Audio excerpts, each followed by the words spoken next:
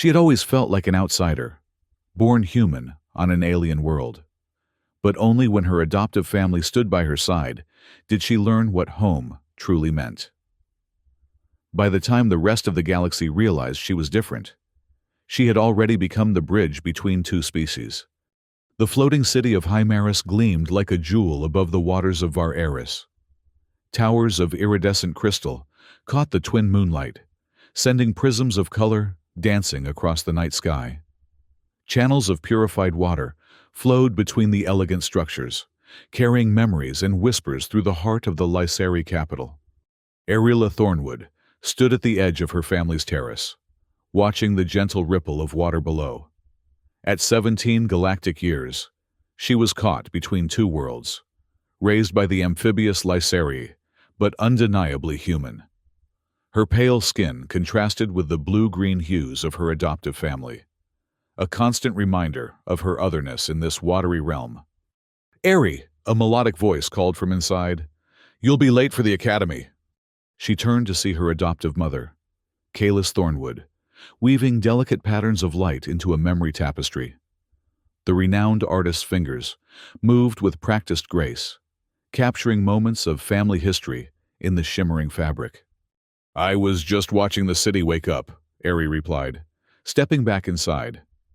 "The twin moons were perfect this morning." Kyla smiled, her gilled neck fluttering gently. "The moons speak to you differently than they do to us. That's a gift, not a burden." Ari wasn't so sure. At the Elemental Confluence Academy, her differences were anything but a gift. The whispers followed her through the halls. Human, outsider, oddity.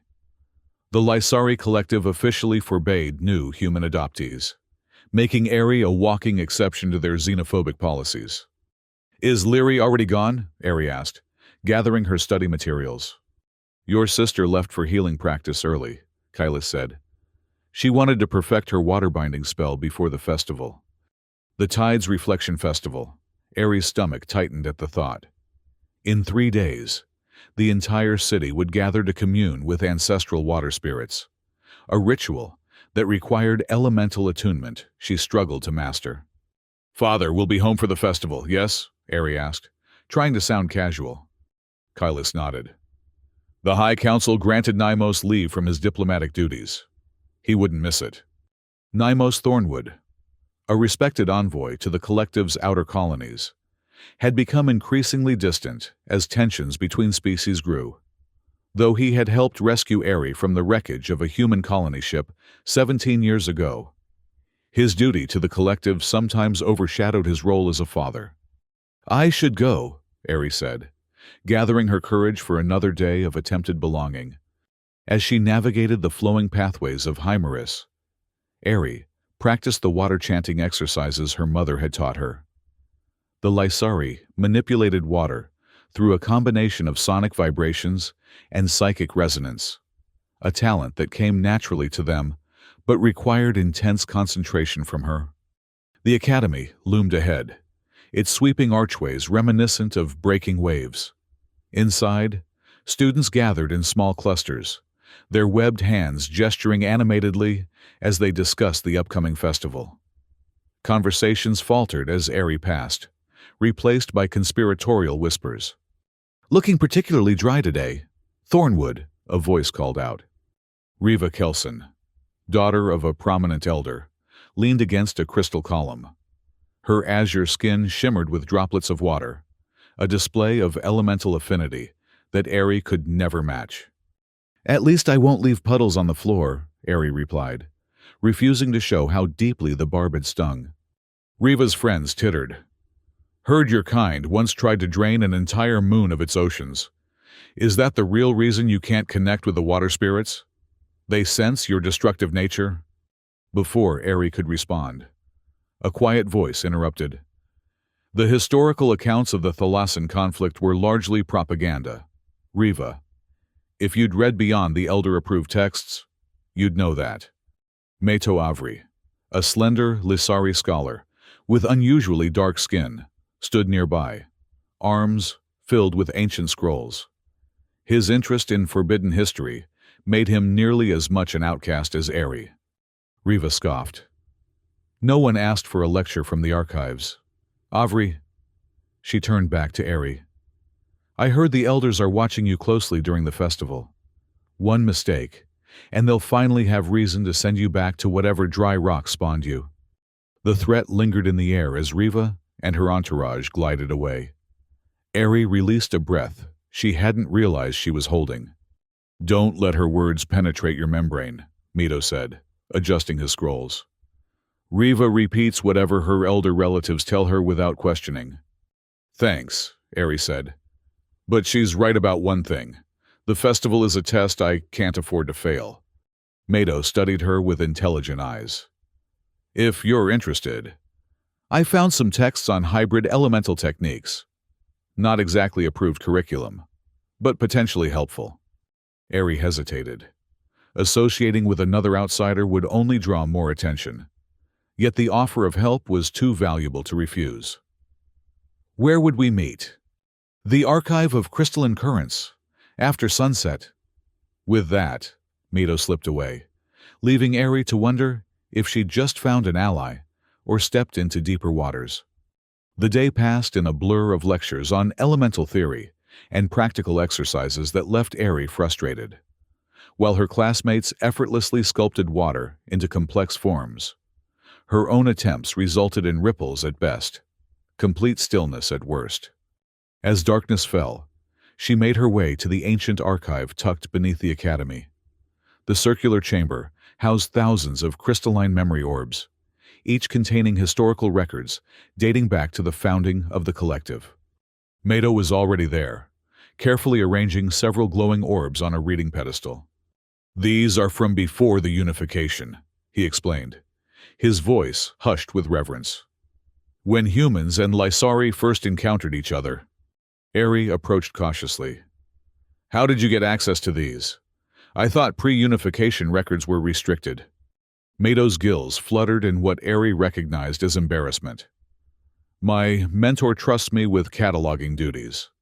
What she doesn't know is that I actually read everything I catalog. He activated the first orb, and a three-dimensional projection filled the space between them. Humans and Lysari standing together, not as enemies, but as allies.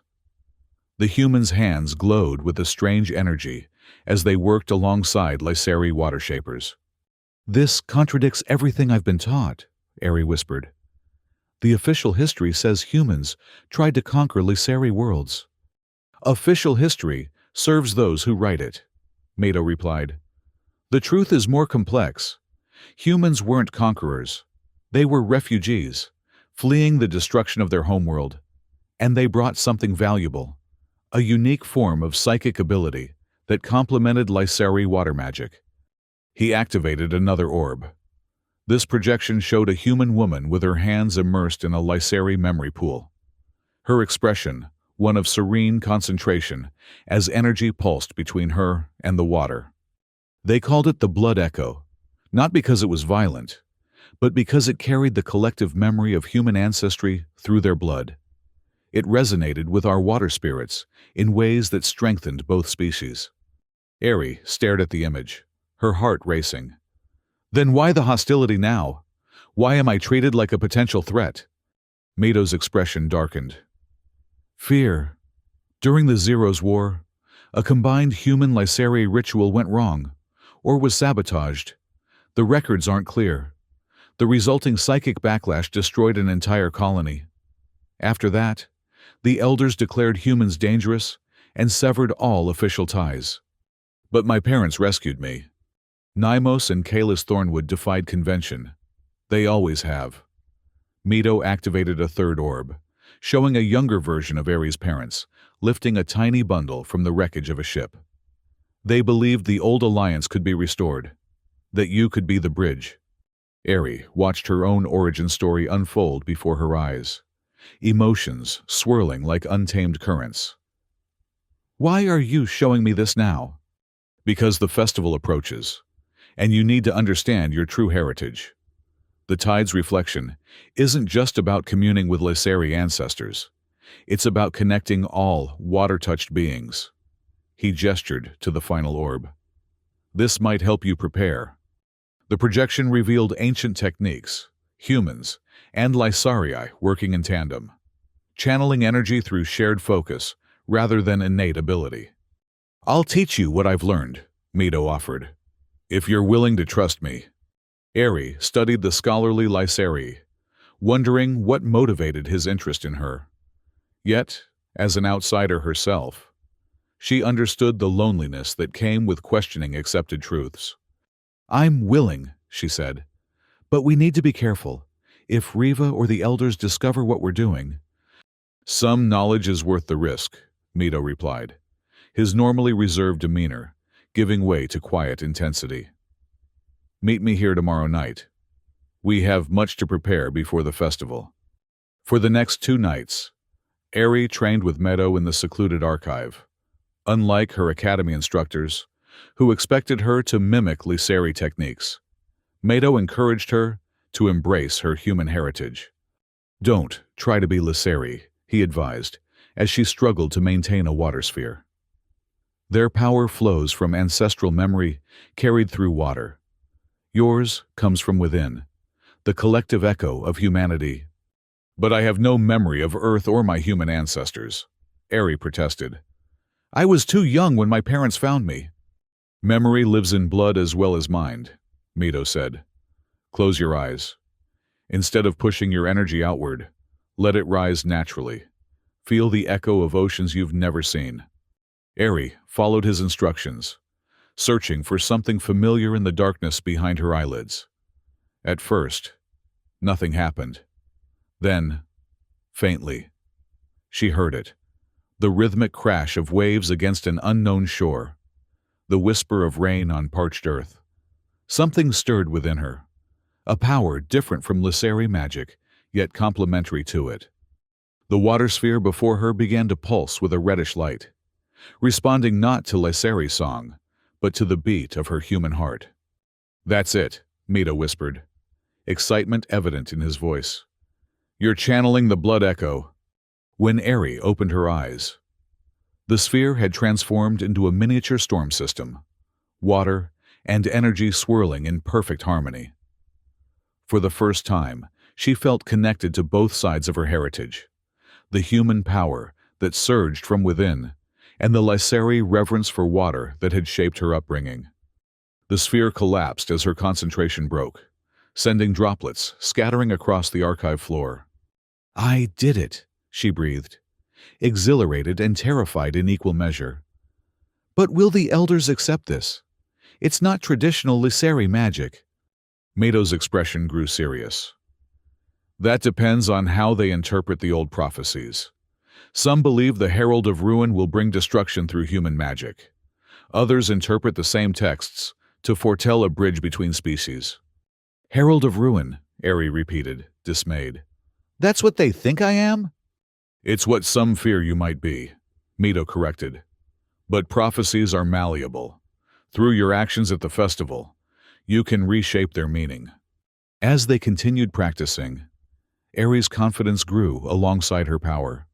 By the night before the festival, she could maintain the blood echo for several minutes, creating patterns in water that no pure Lysarii could achieve. You're ready, Mito declared as they concluded their final session. Tomorrow, show them what harmony between human and Lysarii truly means. Eri returned home to find her father had arrived. Nymos Thornwood stood on the family terrace, his diplomatic robes exchanged for traditional festival garments. Though his stance was formal, his eyes softened at the sight of his adopted daughter. Arila, he greeted her, your mother says you've been practicing diligently. She embraced him, noting the new lines of tension around his eyes. I've been learning about our history, humans and Lysarii together. A shadow crossed Nemos's face. Be careful with such explorations. The past is more complicated than the archives suggest. Is that why you never told me about the blood echo? Eri asked directly. Or about the herald prophecy? Nymos glanced toward the house, ensuring they were alone.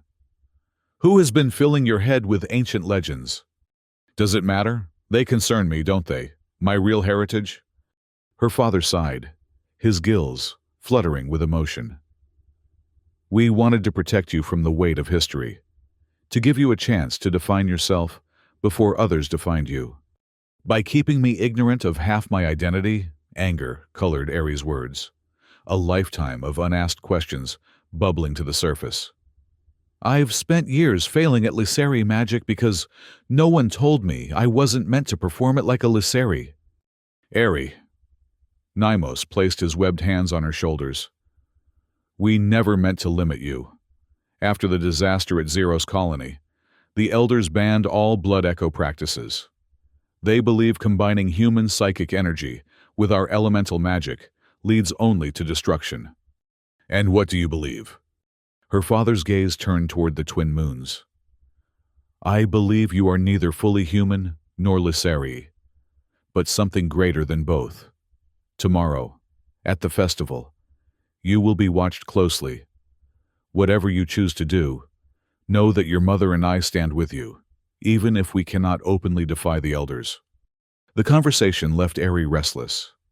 As the twin moons reached their zenith, she slipped out onto the terrace, seeking solitude to process all she had learned.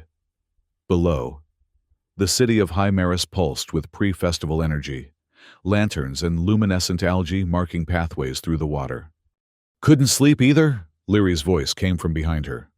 Aerie turned to see her adoptive sister, 2 years her junior, but already acclaimed for her healing talents. Despite their differences, Lyri had never treated Aerie as anything but family. Too much on my mind, Aerie admitted. Lyri joined her at the railing.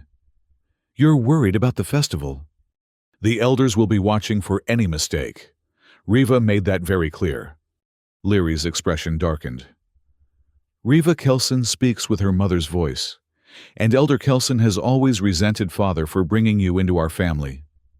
She took Aerie's hand, her webbed fingers cool against human skin. But they don't speak for all Lyseri. Many of us see the beauty in your difference. Even if that difference includes forbidden magic?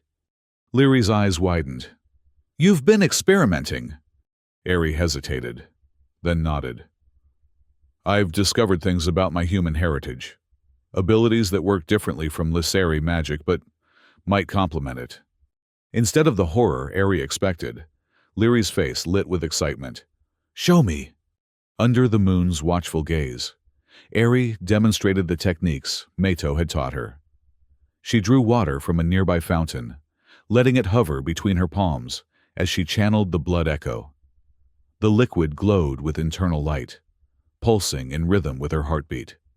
Lyri watched in fascination. It's beautiful, airy, different from our methods, but no less valid. The elders won't see it that way. Then, change their perspective.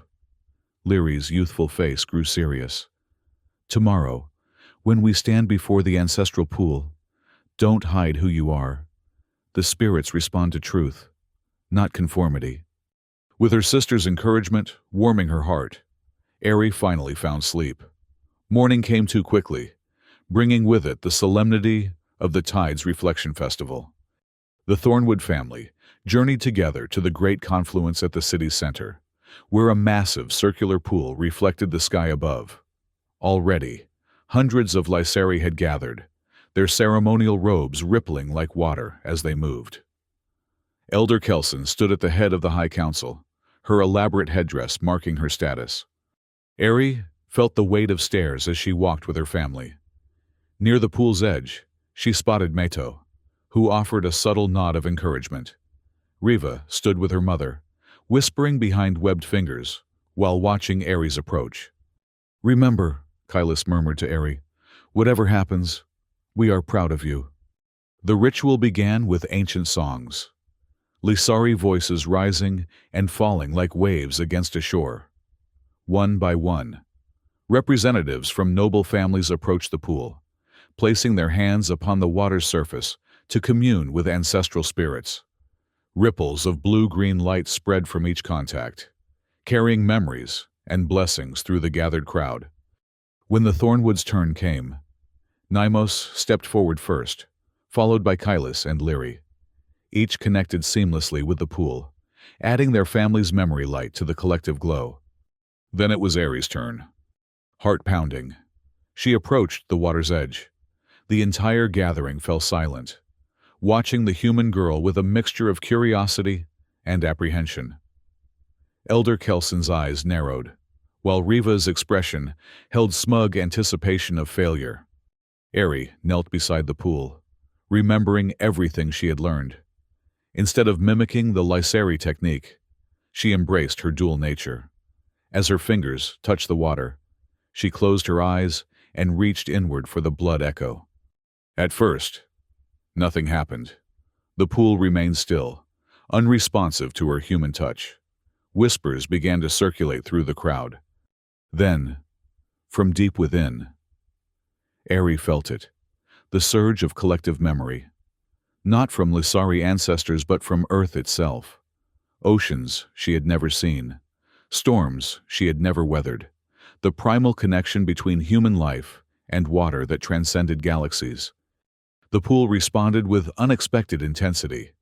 Instead of gentle blue-green ripples, a crimson pulse emanated from her touch, spreading outward in concentric circles. The water began to rise, forming a spiraling column that reached toward the sky. Gasps and cries of alarm spread through the gathering. Elder Kelson stepped forward, her voice cutting through the chaos. "Stop this at once. She invokes the blood echo." But Ari couldn't stop. The connection had grown too strong, drawing on memories beyond her conscious reach. Images formed in the water column: Earth's oceans, human cities, the exodus of refugees, and finally, the disaster at Zero's colony. The collective trauma of humanity poured through her into the sacred pool. "She summons the herald storm," someone shouted. "The prophecy comes true." The accusation broke Ari's concentration. The water column collapsed, drenching those nearest the pool. In the sudden silence, Elder Kelson pointed a trembling finger at Ari. "This human brings forbidden magic into our most sacred ritual.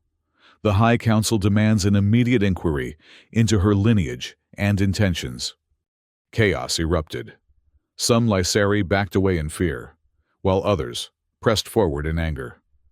Naimos placed himself protectively before Ari, his diplomatic authority temporarily holding the crowd at bay. "My daughter has done nothing wrong," he declared. "She connected with the water, as is her right by adoption, into our family." "That was no Lysari connection," Elder Kelson countered. "That was the blood echo, the very power that destroyed Zero's colony and threatens our way of life." From the crowd, Mado pushed forward. "The historical records show that humans and Lysari once shared water rituals peacefully. The blood echo was considered a gift, not a threat." "Silence, archivist," Elder Kelson snapped. "Your access to restricted records will be reviewed." She turned to the gathered council members. "I move for the immediate containment of Ariella Thornwood until a full investigation can determine whether she is indeed the Herald of Ruin." Before Naimos could object, another council member, a younger Lysari with progressive views, stepped forward. "I counter with a motion for leniency. This girl was raised as Lysari by one of our most respected families. Her unique abilities deserve study, not fear." The council erupted into argument, leaving Ari standing at the center of a political storm. Through the chaos, she caught Meadow's eye. He gestured subtly toward the archive, mouthing "tonight," before disappearing into the dispersing crowd.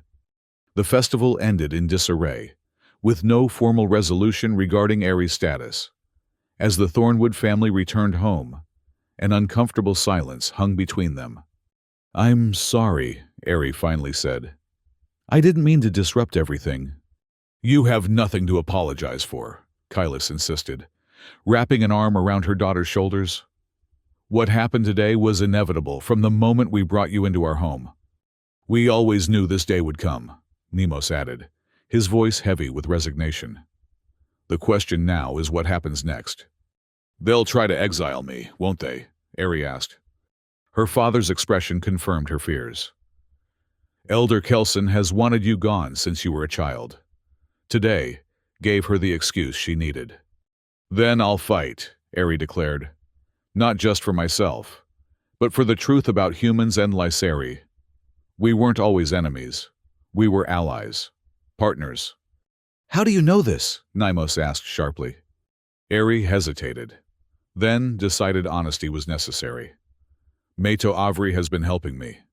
He showed me ancient records, taught me to channel the blood echo properly. Her parents exchanged concerned glances. Mato's family has always questioned tradition, Kyla said. But involving yourself with him now will only fuel Elder Kelson's suspicions. I need allies, Mother, and Mato understands the historical context better than anyone. Nymos sighed, his diplomatic instincts clearly at war with paternal concern. Be careful, Arila. The political currents are shifting rapidly, and I may not be able to protect you if the conservative elders press for action. That night, after her family had retired, Eri slipped out to meet Mito at the archive. She found him surrounded by activated memory orbs, frantically scanning their contents. The elders have ordered a complete lockdown of pre-unification records, he explained, without preamble. By tomorrow, our access will be revoked. Then we need to learn everything we can tonight, Eri replied, determination replacing her earlier uncertainty. Starting with the Herald Prophecy, Mato nodded, activating a particularly ancient orb. The projection showed primitive Lysari gathered around a natural whirlpool, listening to a prophet's words. When waters rise and memories bleed, the herald walks between two tides. Destruction follows in crimson wake, unless harmony guides the wayward flow. Beware the stranger born of stars. Embrace the bridge that spans the void. It's intentionally ambiguous, Mito explained. Elder Kelson and her faction interpret destruction follows in crimson wake to mean the herald, presumably you, will bring calamity. But notice the qualification. Unless harmony guides the wayward flow. Meaning I could prevent destruction rather than cause it, Eri concluded. Precisely. The conservative elders focus on fear, ignoring the prophecy's hope. Mito activated another orb. And there's more. The disaster at Zero's colony. It wasn't a failed ritual as commonly believed. The projection revealed a different story. Saboteurs disrupting a human Lysari ceremony, triggering the catastrophic psychic backlash that destroyed the colony. The ritual was working perfectly, Mito continued, creating a psychic shield that protected Lysari cities from enemy detection during the Zero's War. But certain factions wanted to end the human Lysari alliance. They engineered the disaster, then used it to justify severing ties. Eri processed this revelation, anger building within her. So the elders have been perpetuating a lie all these years, blaming humans for a tragedy that was deliberately caused? Not all elders, Mito clarified. Some know the truth but consider it politically expedient to maintain the official narrative. Others genuinely believe humans are dangerous because they've never been taught otherwise. Their research continued through the night, each discovery adding pieces to a complex historical puzzle. By dawn, Eri understood the truth. The Lysari collective had secretly harbored human refugees while publicly denouncing them, creating a precarious political situation that her very existence threatened to expose. As they prepared to leave the archive, footsteps echoed in the corridor outside. Mito quickly deactivated the memory orbs, but not before securing critical information in a portable crystal. Take this, he whispered, pressing the crystal into Eri's hand. If we're separated, bring it to the deep whirlpool beneath the city. I've been developing a device there, a spirit bridge that might harmonize human and Lysari energies permanently. Before Eri could question him further, the archive door burst open. Captain Soren Tidewarden stood at the threshold, flanked by armored sentinels, his cold eyes fixed on Eri with unmistakable hostility. Ariela Thornwood, he announced formally. By order of Elder Kelson and the Conservative Council, You are to be placed under observation until your status can be determined. Mato stepped between them. On what grounds? No formal decision was reached at yesterday's council session. An emergency decree was issued this morning, Soren replied. After evidence emerged of unauthorized access to restricted archives, his gaze shifted meaningfully to the deactivated memory orbs. Eri felt a surge of protective anger. Leave Mito out of this. If you want to monitor someone, monitor me. Oh, we intend to, Soren assured her, gesturing to his sentinels. Both of you will be escorted to separate holding chambers for questioning.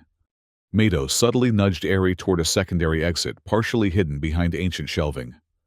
Run, he whispered. I'll create a distraction.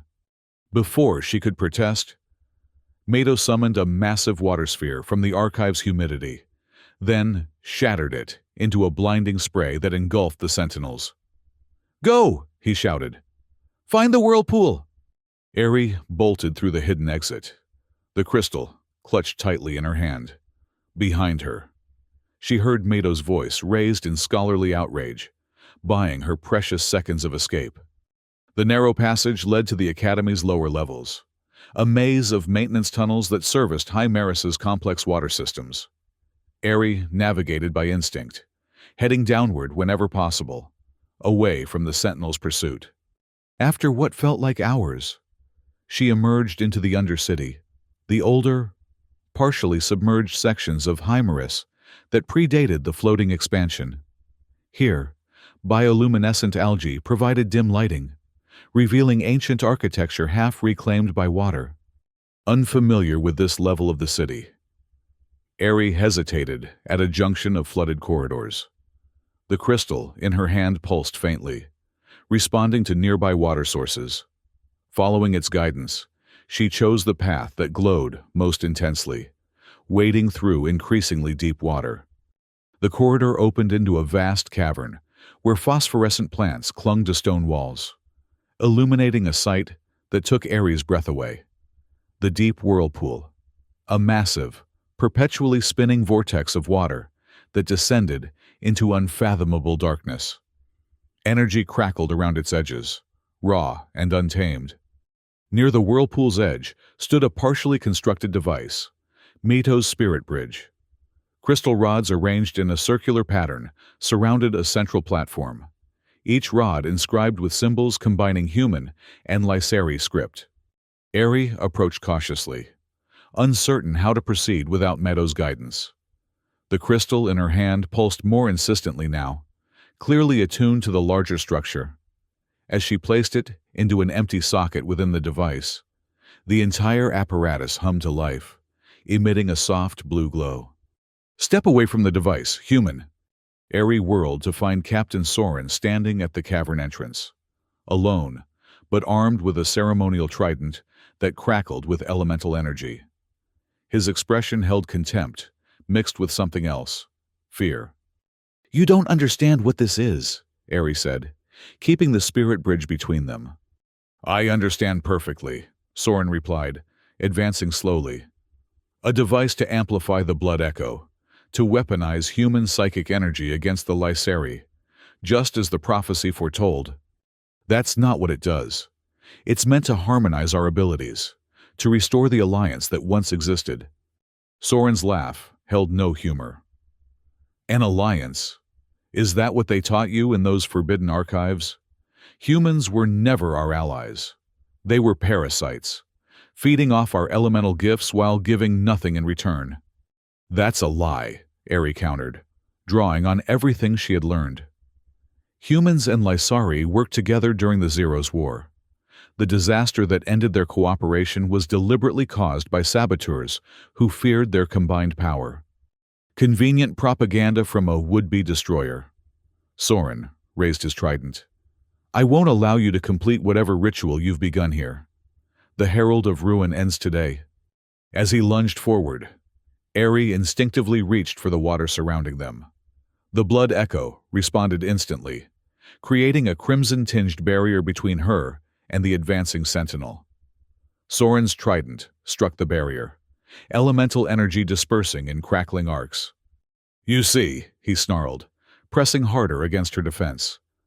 Unnatural power. Human corruption.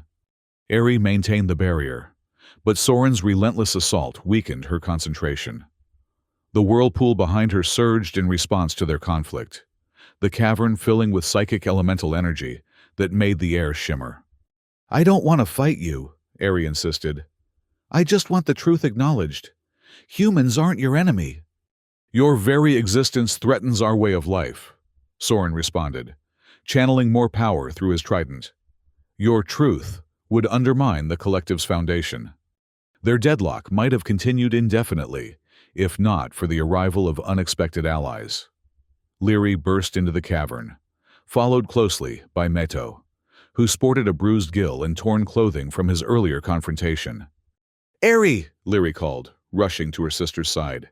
"We've been searching everywhere!" Soren momentarily faltered at the sight of two Lyseri aiding the human. Meto used the distraction to circle toward the spirit bridge, quickly assessing its activated state.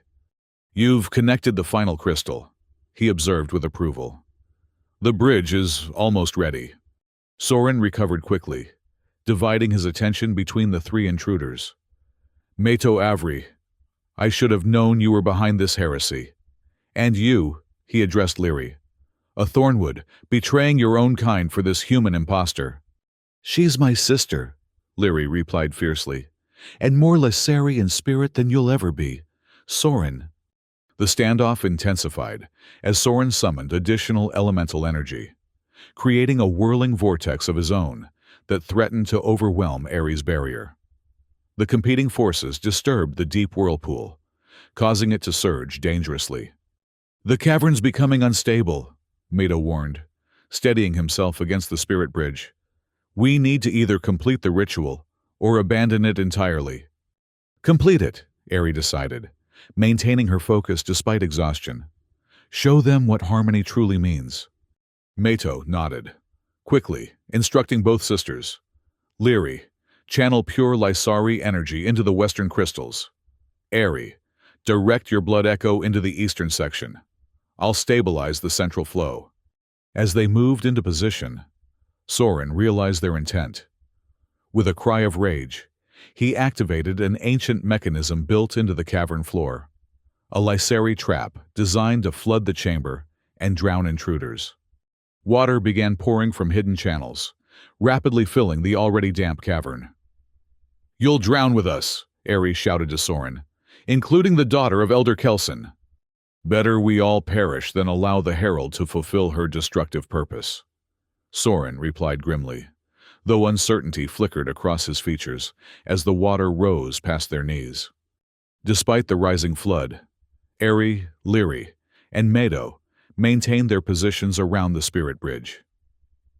As water reached their waists, Eri channeled the deepest blood echo she could summon, not memories of destruction, but of creation, Earth's oceans giving birth to life, the primordial connection between water and consciousness that all species shared. Leary contributed pure, Lyseri ancestral memory, generations of water shapers who had built civilization in harmony with their environment. Between them, Meto wove the disparate energies together through the spirit bridge, creating a symphony of resonance that even Soren could not ignore. The deep whirlpool responded, its chaotic spin gradually steadying into a controlled spiral. Light emanated from its depths, neither the crimson of human psychic energy nor the blue-green of Lyseri magic, but a harmonious purple that illuminated the entire cavern. As the combined energy reached its peak, a psychic shockwave emanated from the whirlpool, momentarily connecting everyone present to a shared consciousness. In that brief union, Soren experienced the truth directly, felt the history of cooperation between species, understood the manipulation that had turned allies into enemies. The revelation staggered him, his trident lowering as the floodwaters continued to rise. When the connection faded, leaving each person once again isolated in their own mind, Soren's expression had transformed from hatred to horrified comprehension. But the ritual had an unintended consequence. The ancient trap Soren had triggered accelerated. water now gushing into the chamber with devastating force. A massive surge knocked Soren from his feet, sweeping him toward the edge of the whirlpool where certain death awaited. Eri faced a split-second choice: save herself and her friends by focusing all her power on escaping, or rescue the man who had just tried to kill her. Without hesitation, she redirected her blood echo, parting the rushing water like a shifting tide. The effort sent agony through her body as human and Lysari energies fought within her. But she maintained the division long enough for Mito to pull Soren to safety. The exertion proved too much. As the waters temporarily receded, Eri collapsed, her consciousness fading even as Lyri rushed to her side. The last thing she heard was Soren's voice, disbelief replacing hostility. "She saved me. The human saved me." Then darkness claimed her. Eri drifted through strange dreamscapes, Earth's oceans mingling with Lysari memory pools. Ancestral voices from both species calling to her across the void. She saw the disaster at Zero's colony from both perspectives, felt the pain of separation when the alliance fractured, and glimpsed possible futures where harmony either prevailed or perished. When she finally awoke, she found herself in the healing reaches of Hymeris, surrounded by her family. Kailis sat beside her, weaving a memory tapestry that depicted two oceans flowing into one. Naimos stood by the window, deep in conversation with several Progressive Council members. Lyri hovered nearby, her healing talents having contributed to Eri's recovery. "Welcome back," Lyri said, noticing her sister's open eyes. "You've been unconscious for 3 days." "The spirit bridge," Eri croaked, her throat dry. "Did it work?" "Beyond our expectations," Mito's voice answered. He entered the room, followed by an unexpected figure, Captain Soren, now without his sentinel armor, looking distinctly uncomfortable. "The psychic resonance spread throughout Hymeris," Mito continued. "Not everyone experienced it with the same intensity, but enough felt the truth to force the High Council into session. Captain Soren has been instrumental in that process," Naimos added, joining the conversation. "His testimony regarding what he experienced in the deep whirlpool has proven difficult for even Elder Kelson to dismiss." Soren stepped forward, his usual arrogance replaced by reluctant respect. "I saw the truth of our shared history," he admitted. "The sabotage at Zero's colony, the lies that followed, the potential of human Lysari cooperation."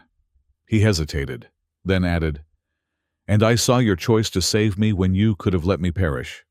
No herald of ruin would make such a choice." "The council remains divided," Nemos explained. "But the progressive faction has gained significant support. They're proposing a formal recognition of your status as something new, neither fully human nor Lysari, but a bridge between worlds." "A hybrid emissary," Kaylee supplied, her fingers never pausing in their weaving.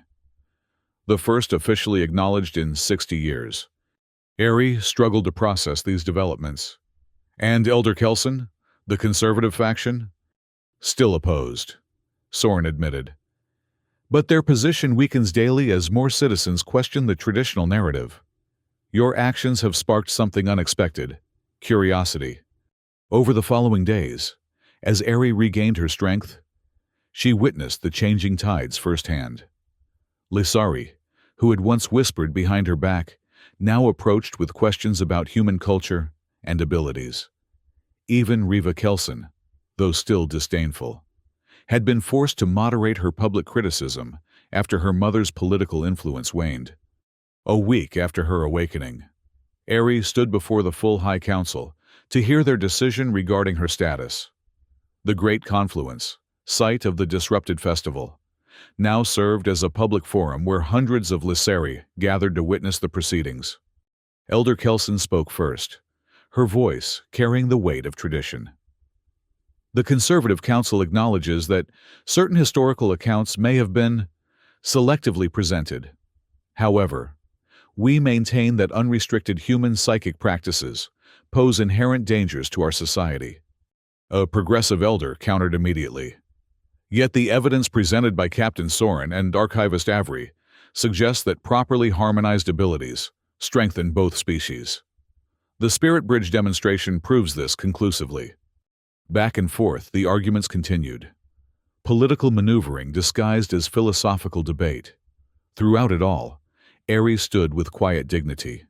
No longer the uncertain girl desperate to belong, but a young woman who had found strength in her dual heritage. Finally, the High Council reached its decision. The youngest elder, a moderate who had previously remained neutral, delivered the verdict. By majority vote, the High Council recognizes Ariela Thornwood as the first official hybrid emissary, a living bridge between Lysari and humanity.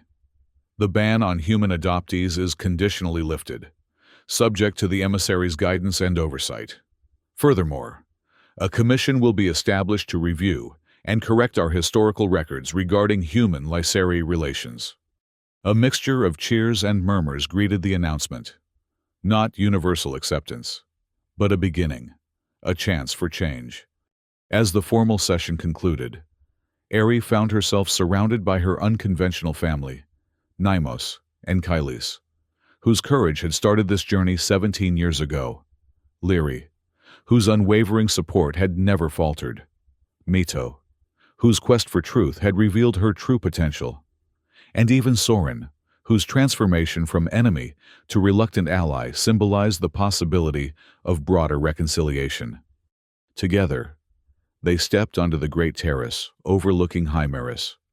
Below, citizens gathered to hear the new emissary speak. The twin moons cast their dual light over the assembled crowd, creating a tapestry of illumination and shadow that mirrored the complexities of their shared future. Eri addressed them with newfound confidence. I was raised by Lysari, but my heart holds both memories, of Earth's oceans and of these floating seas.